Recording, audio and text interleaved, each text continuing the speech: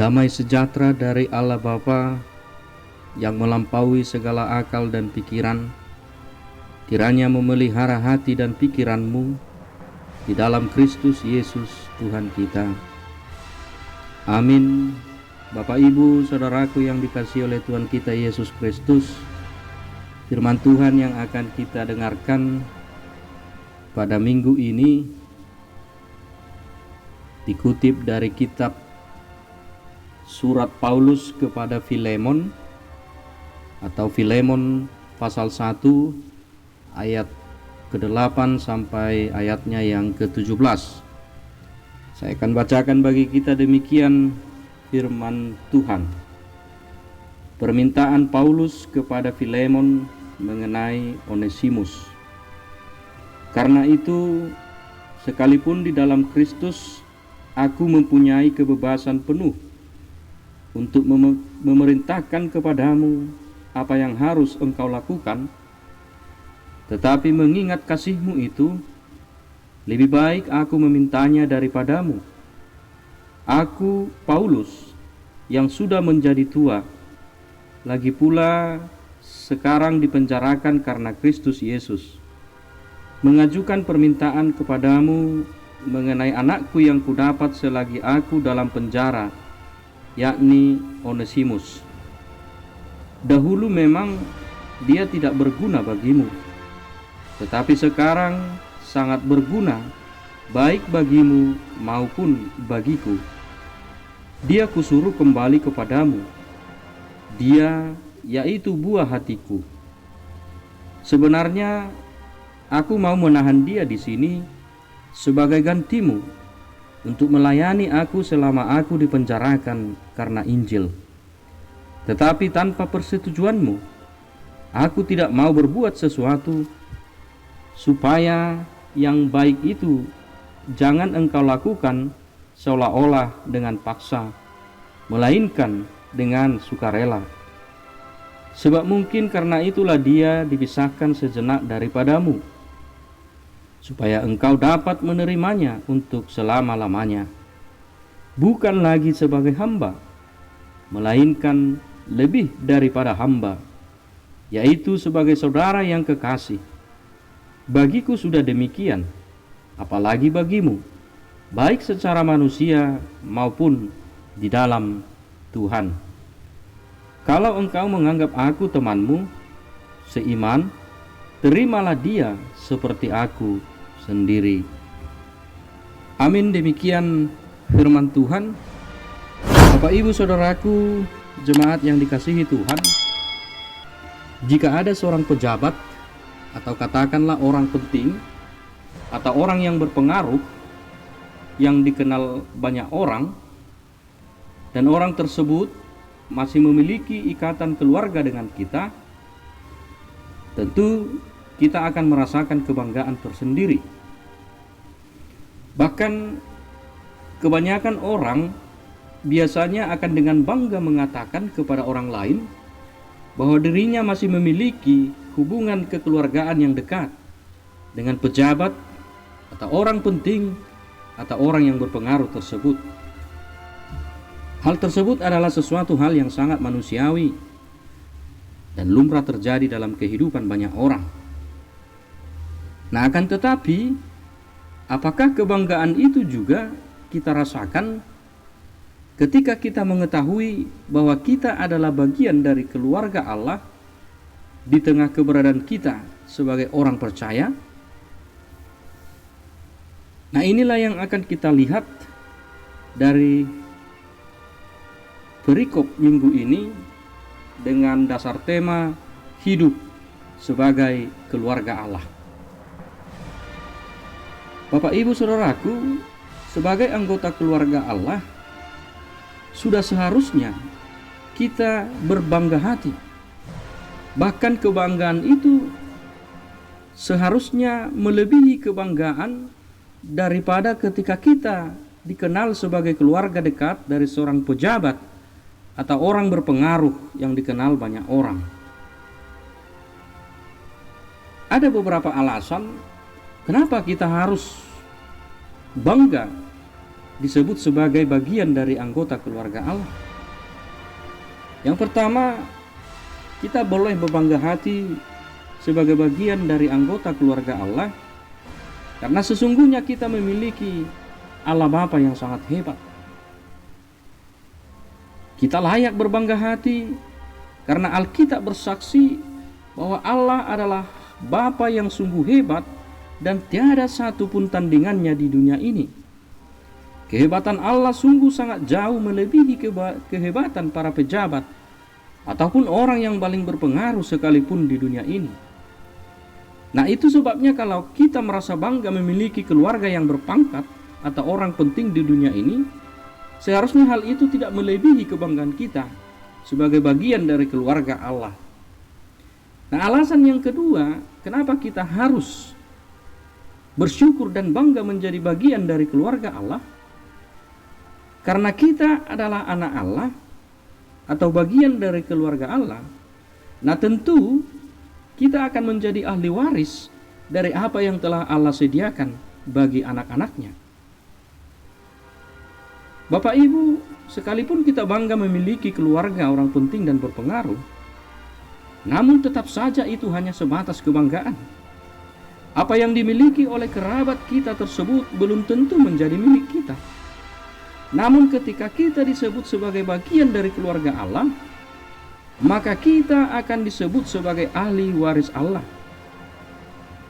Sebagai ahli waris, tentu kita akan memiliki hak atau berhak untuk apa yang disediakan dan dipersiapkan oleh Allah Bapa kita.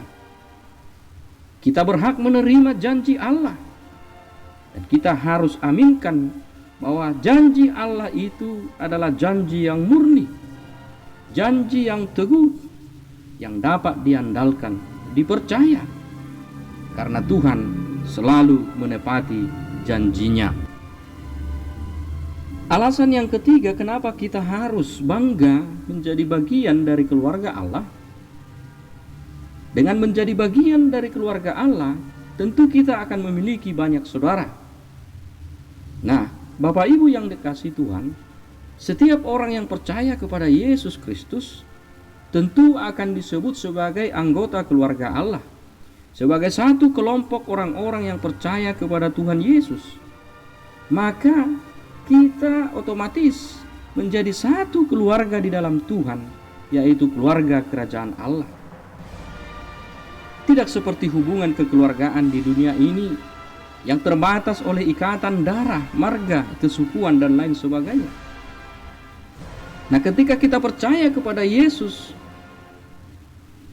sebagai pertanda bahwa kita adalah bagian dari keluarga Allah, nah tentu harus berdampak dalam kehidupan kita sehari-hari.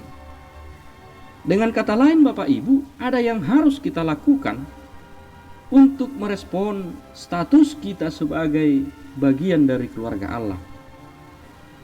Dalam tema minggu ini dikatakan hidup sebagai keluarga Allah. Nah, timbul pertanyaan, hidup seperti apakah yang harus kita jalani sebagai bagian dari keluarga Allah? Nah, inilah yang akan kita gali dalam perikop yang menjadi renungan di minggu ini. Berdasarkan Filemon pasal 1 ayat 8 sampai 17 ini, ada beberapa hal yang harus kita hidupi tentu sebagai bagian dari keluarga Allah tersebut. Di ayat 8 sampai 12 yang telah kita baca tadi, yang mau dikatakan di sini adalah sebagai orang yang hidup sebagai keluarga Allah, kita harus memelihara kasih persaudaraan di dalam Kristus. Nah, di dalam pembacaan tadi, Paulus mengirimkan surat kepada Filemon mengenai Onesimus, hamba dari Filemon yang melarikan diri. Nah, dalam pembacaan kita tadi, Paulus berharap Filemon dapat menerima kembali Onesimus yang sudah bertobat secara total, bahkan bukan lagi sebagai hamba, tetapi sebagai saudara yang kekasih. Paulus dalam hal ini bisa saja memerintahkan Filemon agar ia memenuhi permintaannya. Namun kita lihat dalam pembacaan kita tadi, ia tidak memakai pendekatan otoritasnya. Justru Paulus memakai pendekatan kasih. Apa yang dilakukan Paulus dalam bacaan kita hari ini tentu menjadi pelajaran berharga bagi kita untuk dapat bersikap sebagai orang yang hidup sebagai keluarga Allah. Otoritas yang diberikan kepada kita merupakan suatu anugerah yang harus kita pakai dengan bertanggung jawab. Dengan kuasa otoritas itu, kita bisa memaksa orang-orang yang ada di bawah otoritas kita, namun kita harus bijaksana dalam menggunakan kuasa otoritas itu. Nah, di dalam surat Filemon tadi, Paulus lebih cenderung memakai pendekatan kasih. Di sini kita lihat Paulus merendahkan dirinya dan memohon kepada Filemon untuk memenuhi permintaannya itu. Paulus berharap Filemon dapat menerima Onesimus bukan karena sekedar menjalankan perintahnya, tetapi ia ingin Filemon menerima Onesimus semata-mata didasari oleh kasih persaudaraan. Yang kedua, perwujudan dari orang yang hidup sebagai keluarga Allah di ayat 13 sampai 14 bisa kita simpulkan tidak mementingkan dirinya sendiri atau tidak egois. Dalam pembacaan tadi kita melihat sesungguhnya keberadaan Onesimus sangat-sangat dibutuhkan oleh Paulus yang ketika surat ini dituliskan sedang dipenjara. Tenaga Onesimus tentu saja akan sangat membantu Paulus dalam tekanan hidup di penjara, apalagi dalam usia Paulus yang tidak lagi muda. Dan memang kita baca tadi awalnya Paulus ingin menahan Onesimus agar ada orang yang mengurus dirinya dalam penjara. Namun kita lihat Paulus tidak egois dan tidak mementingkan kepentingannya sendiri. Dia lebih mengedepankan kepentingan yang lain yang lebih besar dari sekedar kepentingannya sendiri. Paulus menganggap bahwa Filemon lebih membutuhkan tenaga dan keberadaan Onesimus. Itu sebabnya dia memohon kepada Filemon agar Onesimus dapat diterima kembali dengan sukarela dan bukan karena paksaan. Bapak Ibu Saudaraku yang dikasihi Tuhan, sebagai orang yang hidup sebagai keluarga Allah, sikap Paulus di sini tentu layak untuk kita teladani.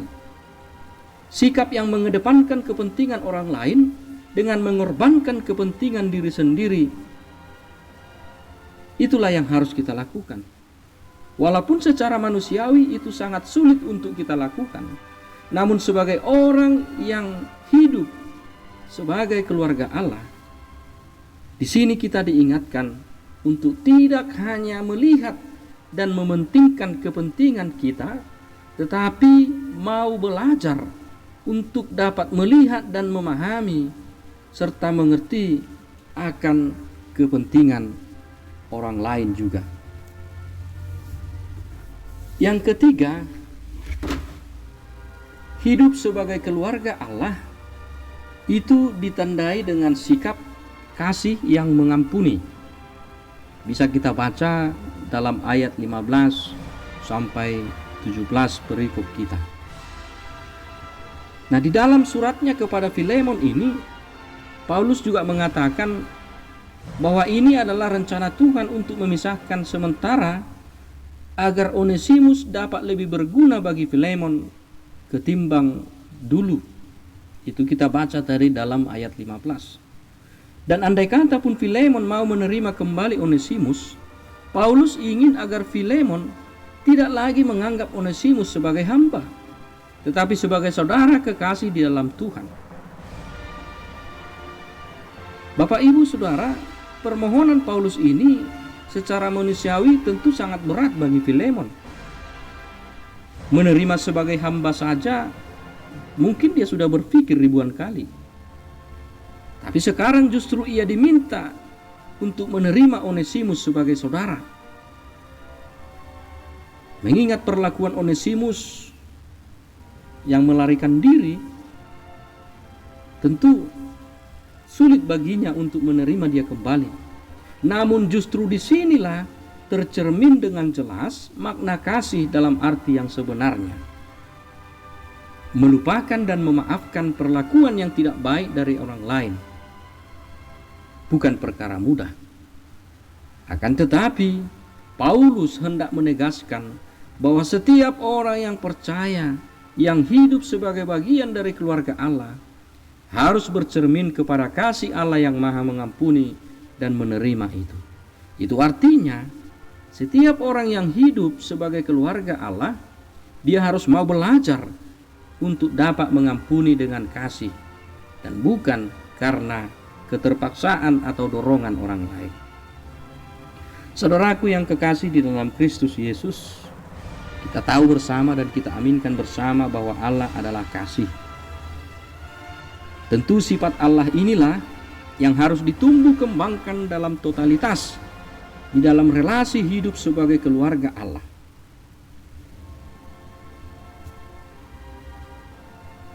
Apalagi di tengah keadaan hidup akhir-akhir ini yang cenderung menunjukkan ketidakpedulian.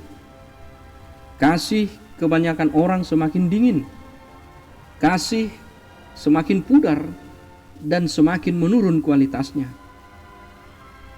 Kalau kita melihat persaingan zaman ini membuat orang percaya juga tidak lagi menjadikan kasih Allah menjadi prioritas di tengah-tengah kehidupannya. Banyak orang justru lebih mengasihi dunia dan apa yang ada di dalamnya. Namun melalui firman ini, kiranya hakikat Allah yang sudah semestinya tercermin dalam kehidupan orang percaya itu juga harus kita lakukan dalam keberadaan kita sebagai bagian dari keluarga Allah. Kiranya Tuhan memampukan setiap orang yang percaya kepadanya untuk dapat memelihara kasih persaudaraan di dalam Kristus. Kasih yang tidak mementingkan diri sendiri, dan kasih yang dapat memampukan untuk menghidupi pengampunan di tengah-tengah kehidupan kita.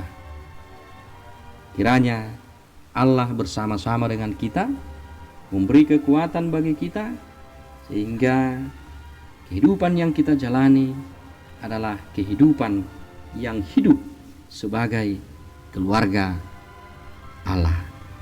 Amin.